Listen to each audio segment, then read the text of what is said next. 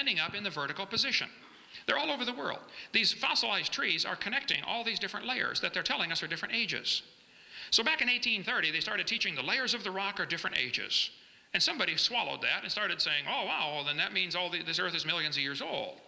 The fact of the matter is the evidence we see from fossils, from digging in the ground, is you see petrified trees extending from one seam of coal right through 20 feet of rock into another seam of coal. They're found all over the world. Petrified trees in the vertical position are indications that these layers are not different ages. And yet my opponent here and his colleagues will dig in the dirt and find fossils and assume that because one fossil is lower than another one, therefore it is the ancestor of the one above it, which is totally flawed logic. I mean, if I get buried on top of a hamster, that does not prove he's my grandpa, okay? I think the petrified trees that we find in the vertical position, and there are many thousands of them, are indication of rapid burial in mud. All over the world, petrified clams are found on top of mountains. Huge clams in the closed position. They had to be buried quickly. They had to be buried alive, actually, because as soon as a clam dies, it opens. And yet petrified clams in the closed position are extremely common. I've got buckets of them in my museum in Pensacola, Florida. I like fossils. We have a museum. I don't know any Christians that are against science or that are against fossils. I think that what's happening, though, is the interpretation that you're placing on these fossils is where the problem comes in. Let me get up to a problem here, in different ways things are interpreted. My family there, first grandkid, yay, okay. All right. Well, be quicker to find this way. Here's the problems. Students are shown facts, which, like for instance, it's a fact Grand Canyon exists. I don't know anybody that argues with that, okay? But there are two interpretations of how it got there. Those folks who believe in evolution say the canyon formed slowly with a little bit of water and lots of time. Those who believe in creation say it formed quickly with lots of water and a little bit of time. Now the fact is, the canyon exists. The interpretation is not part of the fact necessarily, okay? It's a fact the Earth has layers of rock. The evolutionists say these layers formed slowly over millions of years and each one is a different age. I think we can demonstrate that's not true. The creationist says these layers are probably all from one big giant flood in the days of Noah. So my testable hypothesis, sir, is that there was a flood that formed all these layers in rapid succession. And we have evidence of this from trees connecting them all. We have evidence from the fact that Grand Canyon could not possibly have been formed by the could not possibly have been formed by the Colorado River. The top of Grand Canyon is 7,000 or 8,000 feet above sea level, in between the snow lines here. The river enters the canyon at 2,800 feet above sea level. Rivers don't flow uphill. How did it get started? It has to start at the top, eroding its way down. It's 270 miles across there. Grand Canyon is quite obviously a washed out spillway. There used to be a big lake there. And how students are being taught it was formed slowly by the Colorado River and they get by with that and call it science, I don't know. But many, many geologists agree Grand Canyon was formed catastrophically. A couple of great big lakes, Grand Lake and Hopi Lake, overflowed their dams. Got too full, and any farmer that's ever lost a dam to too much water will tell you, it doesn't wash out the whole dam, it washes a slot out of it.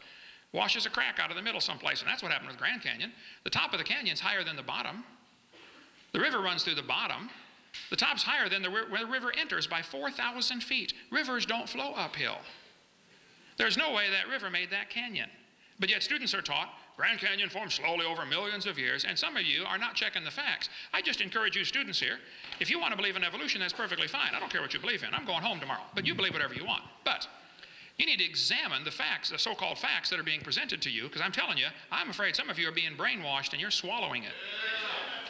And I suspect I know the reason why. It might be like Julian Huxley. You might like that evolution theory because it gives you freedom from the Creator. Oh, well, you just do whatever you want. But we'll see Judgment Day what happens. Thank you.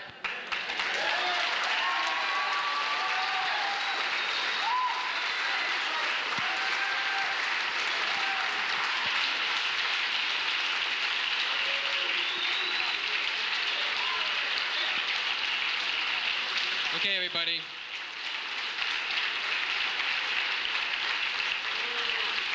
All right.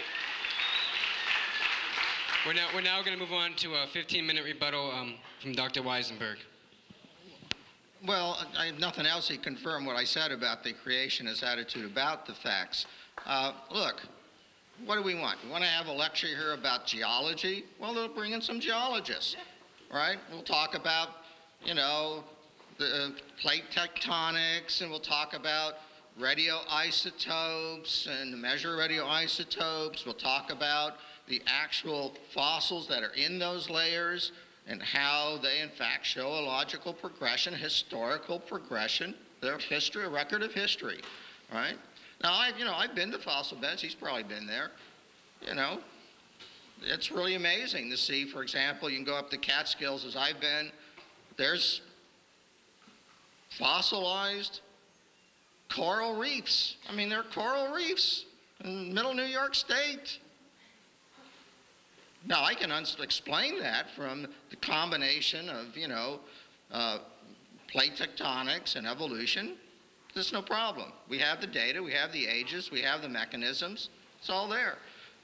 I can go a little further away and I can find beds of trilobite fossils, thousands of them, embedded in what was obviously mud at one time. You can dig, and I would challenge my opponent, you can dig all you want in those fossil beds. You can dig, you can dig, you can dig. You will never find a bony fish or any sign of anything that came afterwards.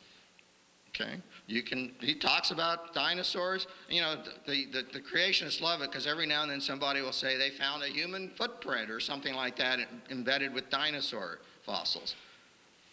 Come on, there are thousands upon millions of dinosaur fossils.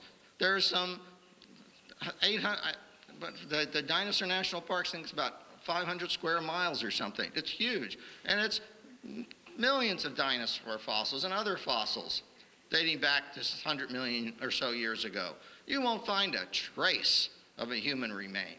And so, what the creationists do is they proclaim that certain things can't have happened.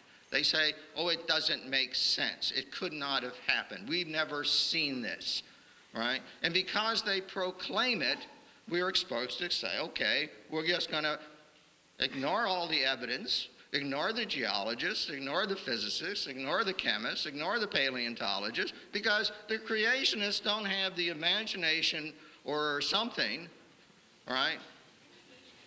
Well, I don't know what it is, because I don't have any problem understanding how slow change contains a single cell. And by the way, let me say something about the banana and the dog, right? Here's an interesting fact. If you take and look at what's inside that banana and those dogs, they're awfully similar. It's cells. It's DNA.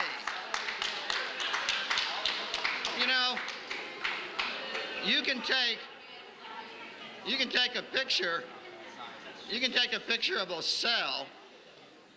Now we can tell, I can tell an animal cell from a plant cell. But if I get an electron micrograph of an animal cell, for example, I can't tell if it comes from a worm or a person. All right? They look basically the same.